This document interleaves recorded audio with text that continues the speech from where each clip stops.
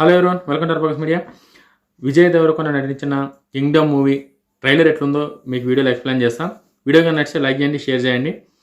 విజయ్ దేవరకొండ చాలా రోజుల నుంచి మంచి హిట్ కోసం అయితే వెయిట్ చేస్తున్నాం. మనందరికీ తెలుసు ఎంత కష్టపడి ఎన్ని సినిమాలు చేస్తున్నా సరే కూడా కూడా ఆయన అనుకున్న ఇన్పుట్ అయితే వస్తలేదు. అది లైగర్లా కావచ్చు, ఖుషి కావచ్చు. ఆయన చేస్తున్న ప్రయత్నాలు అయితే 100% పెడుతుండే. ఎఫెక్ట్ అయితే ఎంత పెట్టాలో అంతకన్నా ఎక్కువనే పెడుతుండు. బట్ మరి టైం బాగలేదా, లేకపోతే స్టోరీ సెలెక్షన్ లేవన్నా ఇదవుతుందా, లేకపోతే విజయ్ దేవరకొండ యాటిట్యూడ్ వల్ల పబ్లిక్ ఆయన యాక్సెప్ట్ చేస్తారా, రీజన్ ఏందని తెలుస్తలేదు. బట్ విజయ్ దేవరకొండ అనుకున్నంత హిట్ కానీ ఏదైతే ఎక్స్పెక్ట్ చేస్తారో ఆ హిట్ కానీ విజయ్ దేవరకొండకి చాలా రోజుల నుంచి లేదు. ఈ కింగ్డమ్ అన్నా సరే విజయ్ దేవరకొండకి హిట్ ఇస్తుంది లేదన్నది వీడియోలో కంటిన్యూ చేద్దాం. కింగ్డమ్కి వస్తే విజయ్ దేవరకొండ మంచి ఫేమ్ ఉన్న హీరో, మంచి ఫాలోయింగ్ ఉన్న హీరో. గౌతమ్ తిన్నూరి మంచి డైరెక్టర్. బట్ ఆయన తీసుకున్న జోనర్ ఈ జోనర్ అయితే కాదు. గౌతమ్ తిన్నూరి ఇంతకుముందు మనం చూస్తే జెర్సీ అదొక స్లో మోషన్లో ఫ్యామిలీ డ్రామాగా పోయేదే తప్ప ఇది ఒక కేజీఎఫ్ లాంటి ఎలివేషన్తో కూడుకున్న స్టోరీ. దీన్ని ఎట్లా హ్యాండిల్ చేసిండు ఏందన్నది మనం మాట్లాడుకుందాం. ప్రొడ్యూసర్ మనందరికీ తెలిసిందే, నాగవంశీ గారు చాలా ఫేమస్ ప్రొడ్యూసర్, పెద్ద పెద్ద సినిమాలు చేసే ప్రొడ్యూసర్ కాబట్టి అది ప్రాబ్లం లేదు. మ్యూజిక్ డైరెక్టర్ అనిరుద్, ఇంకా మ్యూజిక్ గురించి అయితే చెప్పే అవసరం లేదు. అనిరుద్ గారి గురించి అయితే మీ అందరికీ తెలిసిందే. నంబర్ 1 ఇప్పుడు ఇండియాలో అయితే నంబర్ 1 ఉన్నాడు ఆయన.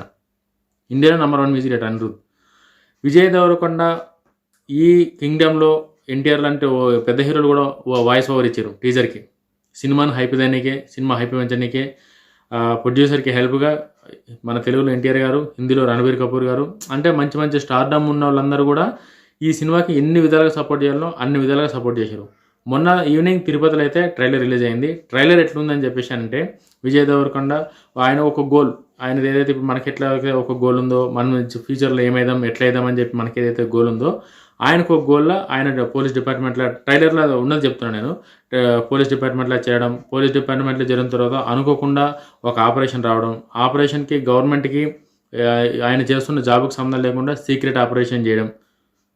ఇది స్టోరీలోకి ట్రైలర్ ఇట్లా స్టార్ట్ అయింది. విజయ్ దేవరకొండ గారు ఈ క్యారెక్టర్ కోసం, ఆ క్యారెక్టర్ కోసం ఆయన బాడీ మేకవర్ కానీ యాజ్ ఏ పోలీస్గా, తర్వాత ఆయన ఏదైతే ఒక దోషిగా జైల్లోకి ఎట్లయితే పోతాడో దానికి తగ్గట్టు ఆయన బాడీ ఫిట్నెస్ కానీ, ఆ లుక్ కానీ అన్నీ మస్తు కష్టపడ్డాడు. ఆ లుక్ అవుట్పుట్ కూడా కనిపిస్తుంది మనకు క్లియర్గా. చాలా బాగా ఒక మంచి దాంతోనైతే కనిపిస్తుంది.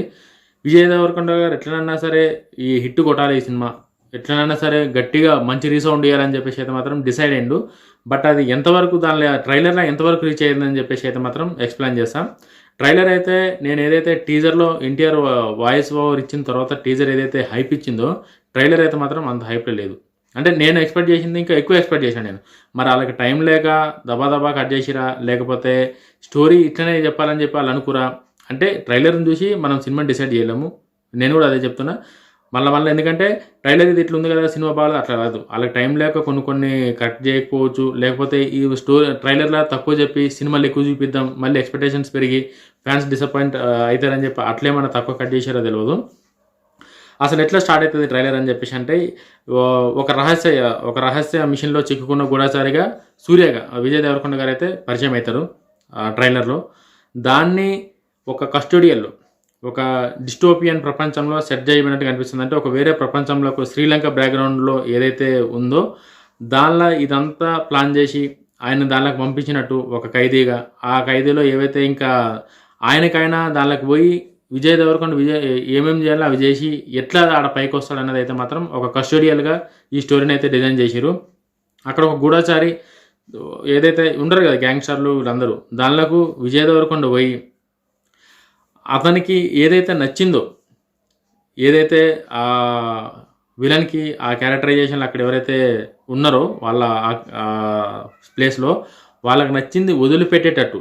అంటే ఇక్కడ విజయ్ దేవరకొండకు సంబంధించి ఒక అన్నో తమ్ముడో ఎవరో దాని నుండి ఇదంతా చేస్తుంటే వాళ్ళని బయటికి తీసుకురానికే విజయ్ దేవరకొండ కష్టపడి ఎట్లైనా సరే దాన్ని అతను నొప్పించి అక్కడ కావాల్సిన రిస్క్లన్నీ చేసి అది విడిచిపెట్టేలా చేస్తాడు. అంటే అతనికి విజయ్ దేవరకొండకి ఆయన గవర్నమెంట్ పంపించిందే ఒక పర్పస్ అయితే, విజయ్ దేవరకొండ పోయి ఇంకో పర్పస్ మీద ఒక దానిలో పోయి ఆ విజయ్ దేవరకు సంబంధించి ఎవరైతే ఉన్నారో దానిలో అన్ననా లేకపోతే తమ్ముడా, మనం ట్రైలర్లో చూస్తే కనిపిస్తుంది ఇద్దరు చిన్నపిల్లలు ఇట్లా ఎత్తుకొని ఆడినట్టు. విజయ్ దేవరకొండ పెద్ద అయినాక దానికి పోయినా కూడా వాళ్ళిద్దరు కలిసి ఇట్లా పీకలు పట్టుకొని ఫైట్ చేస్తున్నట్టు కూడా అది కూడా ఉంది. ఆయనను బయటికి తీసుకురానికి ఎన్ని చేయాలో అన్ని చేసిన దానికన్నా ఎక్కువనే చేసి మొత్తం దాని మీద కింగ్డమ్ అంటే ఇంకా ఆ చీకటి ప్రపంచం ఏదైతే ఉందో దానికి రారాజుగా విజయ్ దేవరకొండ ఎక్కుతాడు, దానిపైన ఎక్కువ కూర్చుంటాడు అనే కాడికైతే ట్రైలర్లో కనిపిస్తుంది. ఈ కొత్త ప్రపంచంలోకి విజయ్ దేవరకొండ అడుగుపెట్టంగానే అతను అనుకొని అడుగుపెట్టింది వేరు, అక్కడ జరుగుతున్నది వేరు. విజయ్ దేవరకొండ ఏదైతే అనుకొని దానిలోకి పోతాడో ఎట్లన్నా సరే మా అన్నం దీనిలోకి తీసుకొద్దాం, ఈ అవకాశాన్ని అందిపుచ్చుకొని తనకు సంబంధించిన వాళ్ళు ఎవరైతే ఉన్నారో వాళ్ళని దానిలోకి బయటకు తీసుకొద్దామని ఏదైతే ఈయన ఎక్స్పెక్ట్ చేసుకుని పోతాడో అది కాకుండా డిఫరెంట్ అక్కడున్న మొత్తం సీన్లో మారిపోతాయి. అలా విజయ్ దేవరకొండ అనుకుని ఏదైతే పోతాడో అవి కొంచెం థ్రిల్లింగ్ అయితే అనిపిస్తుంది అనుకుంటున్నాను నేను. ట్రైలర్ కన్నా సినిమాలు అయితే మాత్రం అవి బాగా అనిపిస్తాయి, ఆ విజువల్స్ అవన్నీ బాగా అనిపిస్తాయి అని చెప్పి అయితే నేను అనుకుంటున్నాను. అదొకటి. ఆ సైన్యం ఏదైతే ఉన్నారో ఆ కింగ్డమ్ సైన్యం ఎవరైతే ఉన్నారో వాళ్ళందరితో పెద్ద పెద్ద యాక్షన్ సీన్స్ కూడా డిజైన్ చేసినట్టు అయితే కనిపిస్తుంది. మనకి ఆల్రెడీ ట్రైలర్ చూసినాం మనం. అంటే నేను లేని పొంది కూడా చెప్తలేను, ట్రైలర్లో కూడా పెద్దగా ఫైట్లు అంటే సాలిడ్ ఫైట్లు, చిన్న ఫైట్లు ఏదో ఇట్లా గుద్దే వదిలేసింది కాకుండా పెద్ద ఫైట్లు పెట్టి థ్రిల్ చేసే విధంగా అయితే మాత్రం డిసైడ్ చేసినట్టు కనిపిస్తుంది. యాక్షన్ సన్నివేశాలు, సెంటిమెంట్ సన్నివేశాలు, యాక్షన్ ఉంది, సెంటిమెంట్ ఉంది, లవ్ కూడా ఉంది, భాగ్యశ్రీ హీరోయిన్ ఉంది కాబట్టి మంచిగా లవ్ ట్రాక్ కూడా ఉంది.